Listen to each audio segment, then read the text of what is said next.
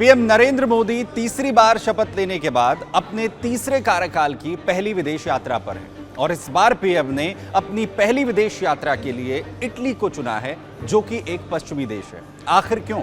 और जिस G7 summit में हिस्सा लेने के लिए प्रधानमंत्री मोदी इटली गए हैं, भारत उसका हिस्सा है भी नहीं, लेकिन आखिर क्यों भारत को बार बार ये 7 पश्चिमी देश जो कि G7 में आने का न्योता दे रहे हैं? आज बात इसी की करेंगे। नमस्कार, मैं हूं सुमित चौधरी और आप देख रहे हैं रिपब्लिक भारत का डिजिटल प्लेटफॉर्म। भारत की ताकत लगातार बढ़ रही है।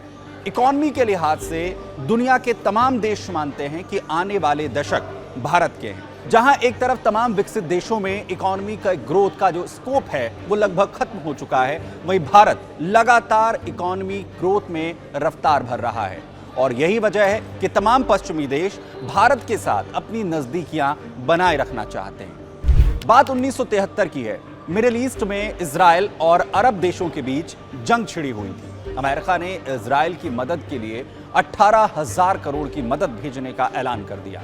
बस अमेरिका की इस मदद से अरब देश चिढ़ गए। उन्होंने अमेरिकी समेत इजराइल की मदद करने वाले देशों को सबक सिखाने की ठानी और ओपेक देशों ने बैठक कर तेल के उत्पादन में भारी कटौती करने का फैसला किया।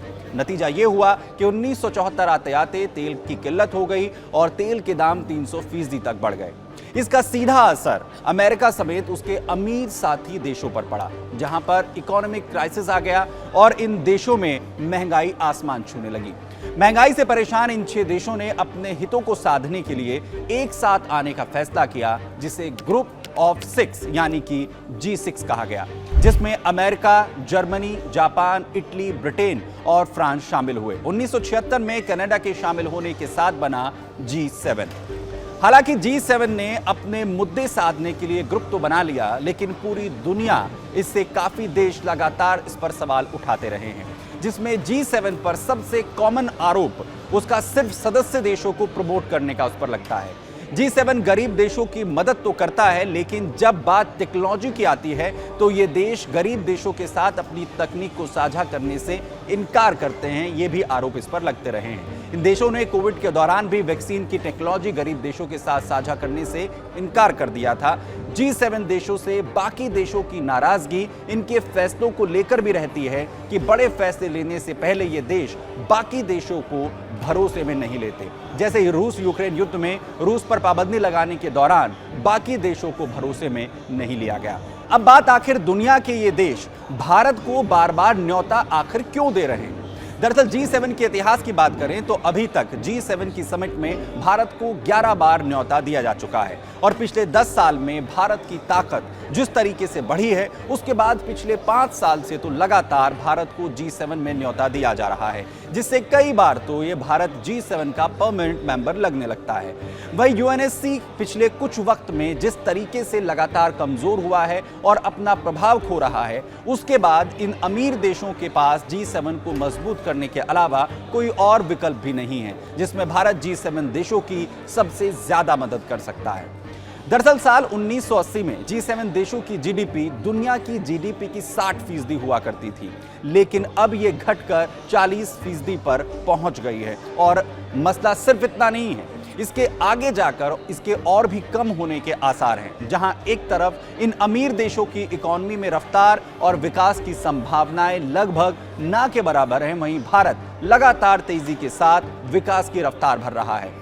अब मैं आपको भारत के G7 सदस्य बन सकता है, इसकी 3 वजह भी बताने जा रहा हूं। दरअसल पहली वजह है रक्षा खर्च में भारत का बढ़ता हुआ दबदबा। दरअसल अगर हम रक्षा खर्च की बात करते हैं तो भारत विश्व में तीसरे नंबर पर है और भारत अपने इस रक्षा खर्च को बढ़ा भी रहा है। वहीं इसकी दूसरी बड़ी वजह है भारत की जीडीपी। भारत इस वक्त जीडीपी के लिहाज से 5वें नंबर पर आता है और कमाल की बात यह है कि भारत की जीडीपी खुद को अमीर देश कहने वाले इन 6 देशों के 3 देश, जिसमें फ्रांस, इटली और कनाडा से भी ज्यादा है और भारत ब्रिटेन की बराबरी कर चुका है। वहीं इसकी तीसरी बड़ी वजह है बाजार। भारत एक बड़ा बाजार है जहां भारत दुनिया में तमाम निवेशकों की पहली पसंद बनकर उभरा है। इसका कारण है बाजार क्षमता, कम लागत, व्यापार सुधार और औद्योगिक अनुकूल माहौल। इसके इतर एक अहम कारण भारत का एक मजबूत लोकतांत्रिक होना है। इसीलिए G7 हर साल भारत को आमंत्रित कर दुनिया के हर बड़े मुद्दे को उसके साथ डिस्कस करना चाहते हैं। वही भारत इंटरनेशनल लॉ का पालन भी करता है और इसीलिए चीन के मुकाबले भारत पर ये देश ज्यादा भरोसा कर सकते हैं। लेकिन भारत के G7 में शामिल होने से एक सवाल यह भी उठने लगा है कि क्या G7 में शामिल होने से इसके रूस और चीन विरोधी बनाने की कोशिश तो पश्चिमी देशों की तरफ से नहीं हो रही है, या इससे चीन और खासकर रूस को कोई दिक्कत होगी, जो पहले, क्योंकि रूस तो पहले भी G8 का सदस्य हुआ करता था, लेकिन बाद में उसे क्रीमिया में घुसने की वजह से ग्रुप से बाहर कर दिया गया था।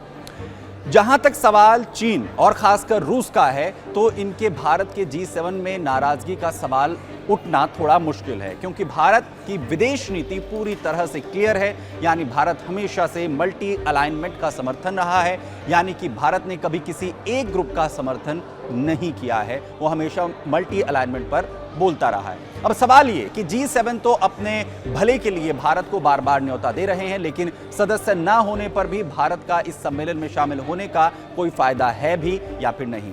G7 में जरूरत के मुताबिक 3 देशों की मीटिंग होती है। भारत भी इनमें से किन्हीं 2 देशों के साथ बैठक कर अपनी बात रख सकता है। वहीं दूसरा फायदा, भारत कई मुद्दों को लेकर G7 देशों की नीतियों से सहमत नहीं है।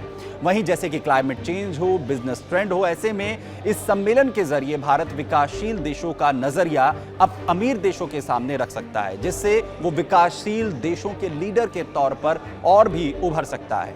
वही भारत की तरह G7 भी भारत की कई नीतियों से असहमत हैं, जैसे वर्कर्स को फ्री वीजा देना हो। इस समिट के जरिए भारत G7 देशों के साथ अपनी सहमति बना सकता है। तो ये वो तमाम वजह हैं जिसके जरिए G7 और भारत की जो दोस्ती है वो और भी प्रगाढ़ हो सकती है, और इसीलिए भारत को ये तमाम देश तवज्जो भी दे रहे हैं। ऐसी तमाम वीडियोस के लिए आप बने रहिए रिपब्लिक भारत डिजिटल प्लेटफॉर्म के साथ, और G7 के साथ भारत के इन संबंधों को लेकर आपकी क्या राय है, हमारे साथ कमेंट बॉक्स में जाकर जरूर साझा करें। Thank you.